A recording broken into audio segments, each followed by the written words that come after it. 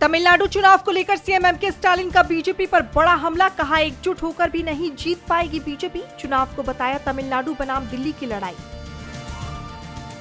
पश्चिम बंगाल में एसआईआर प्रक्रिया पर ममता बनर्जी का बड़ा हमला, केंद्र और चुनाव आयोग पर 90 लाख वोटरों के नाम काटने का लगाया आरोप। कहा साजिश के तहत हटाए गए 60 लाख हिंदू और 30 लाख मुस्लिमों के नाम।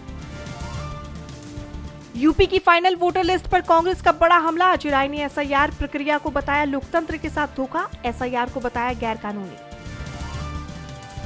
संसद परिसर में पीएम मोदी और राहुल गांधी की हुई मुलाकात, तीखी सियासी बयानबाजी के उलट दोनों नेताओं ने एक दूसरे से की चर्चा, सोशल मीडिया पर वायरल हो रहा वीडियो।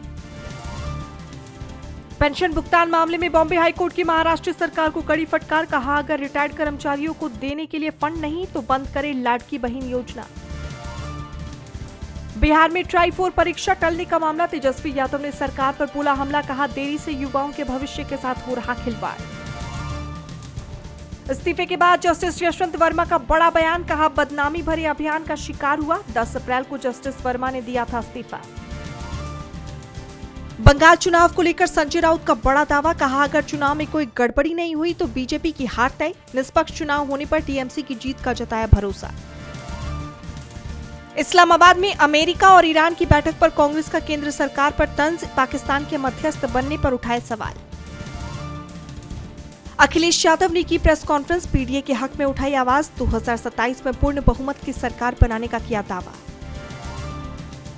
यूएस ईरान शांति वार्ता आज, इस्लामाबाद पहुंचा अमेरिकी प्रतिनिधिमंडल, जेडी वेंस कर रहे नेतृत्व, ईरान ने बातचीत के लिए रखी कड़ी शर्त। पश्चिम एशिया जंग को लेकर पाकिस्तान में शांति वार्ता से पहले हुआ बड़ा खुलासा, ईरान को नए एयर डिफेंस सिस्टम बेचने की तैयारी कर रहा चीन, अमेरिका की खुफिया एजेंसियों के हवाले से किया गया दावा। पाकिस्तान के सीनेटर मुशाहिद हुसैन का अमेरिका पर बड़ा हमला, कहा जेडी वेंस कर सकते हैं ट्रंप का तख्ता पलट। अमेरिका का बड़ा दावा, कहा हॉर्मुज बंद करने के लिए बिछाया था बारूदी सुरंगों का जाल, अब खुद ही खोज नहीं पा रहा ईरान। अमेरिका की पूर्व उपराष्ट्रपति कमला हैरिस ने 2028 का राष्ट्रपति चुनाव लड़ने का दिया संकेत, कहा मैं इस बारे में सोच रही, 2024 का राष्ट्रपति चुनाव हार गई थी हैरिस। रिजर्व बैंक का प्रस्ताव, 1 लाख करोड़ रुपए से ज्यादा एसेट वाली एनबीएफसी होगी अपर लेयर में, नियम होंगे सरल। पश्चिम एशिया संकट के बीच भारत का बड़ा कदम, जहाजों की सुरक्षा के लिए बनेगा $10 करोड़ का बीमा कोष। आईपीएल में आज खेले जाएंगे 2 मैच, पंजाब किंग्स और सनराइजर्स हैदराबाद के बीच होगा पहला मैच, चेन्नई सुपर किंग्स और दिल्ली कैपिटल्स के बीच होगा दूसरा मैच।